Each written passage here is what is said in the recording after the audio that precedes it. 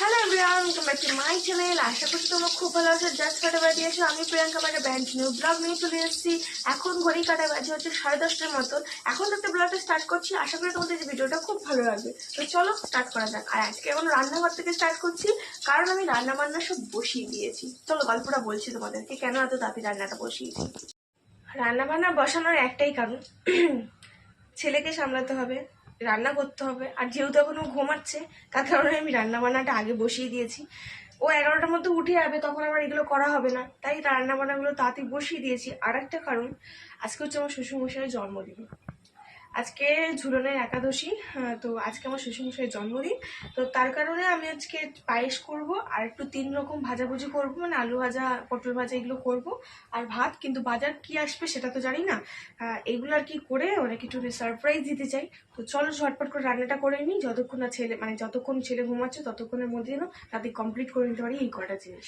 বাইরে হঠাৎ করে মেঘ করে কিরকম ঝমঝমে বৃষ্টি নামলো, দেখো। মেঘও গুড়গুড় গুড়গুড় করে আওয়াজ হচ্ছে। টুকটুক করে মোটামুটি সব কাজই আস্তে আস্তে কমপ্লিট করে নিয়েছি। এই যে এখানে পায়েস বসিয়েছি, বাবা চলে এসে আসতে বলছি। আর আজকে নিচে ডিম, যেটা আমার দু চক্ষের বিষ, মানে ডিম দিয়ে আমি ভাত খেতেই পারি না। এমনি ডিম দাও ঠিক আছে, কিন্তু হচ্ছে আমি ডিমের তরকারিতে ভাত খেতে পারি না। তো ডিম এনেছে, মামলেট করে সেটাকে ঝোলে বসিয়েছি। একটুখানি তোমাদের দেখিয়ে দিই সেটা। এই যে এখানে পায়েস হচ্ছে, ফুটছে। আর বাবার জন্য একটুখানি আখটা তুলে রেখেছি, তুলে রেখে তারপরে হচ্ছে টেস্ট করেছি। আর এর মধ্যে হচ্ছে ডিমের মামলেট। আর এখানে করেছি আলু ভাজা পোস্ত দিয়ে, বিট ভাজা আর পটল ভাজা, 3 রকমের ভাজা। আর এটা আছে মুগের ডাল। এই যে ডিমের ঝোল নামিয়ে নিয়েছি, একটুখানি গামাকা করেছি, কারণ হচ্ছে ডাল যেহেতু করেছি তাই গামাকা করেছি। এই যে বাবা এখন ঘুমাচ্ছে, এখানে জল দিয়েছি, সব কাঁসার জিনিসে দিয়েছি।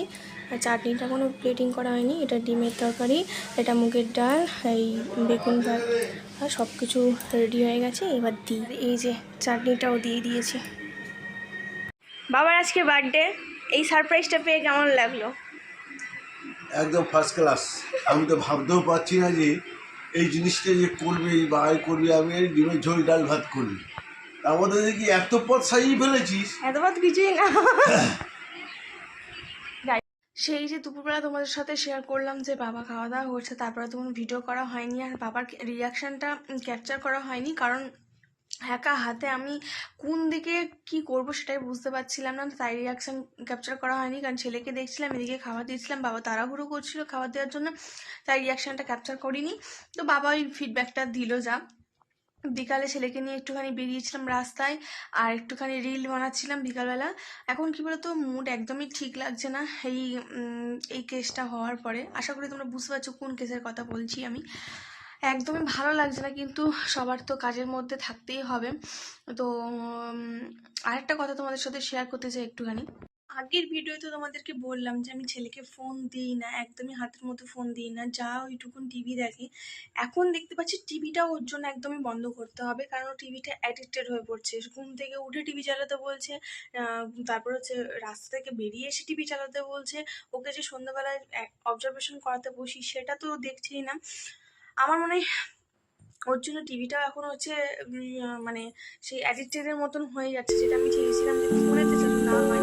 ফোনটা তো হয়নি, ফোনও দেখার জন্য বায়না করে না, এখন টিভি দেখার জন্য বায়না করছে। তো এটাকে কি করে ছাড়াবে, একটুখানি সাজেশন দাও। কারণ আমি 1 ঘন্টা ওকে টিভি দেখতে দিই, তাতেও দেখছি 1 ঘন্টার মধ্যে অ্যাডিক্টেড হয়ে যাচ্ছে। কি করব কিছুই বুঝতে পারছি না আমি।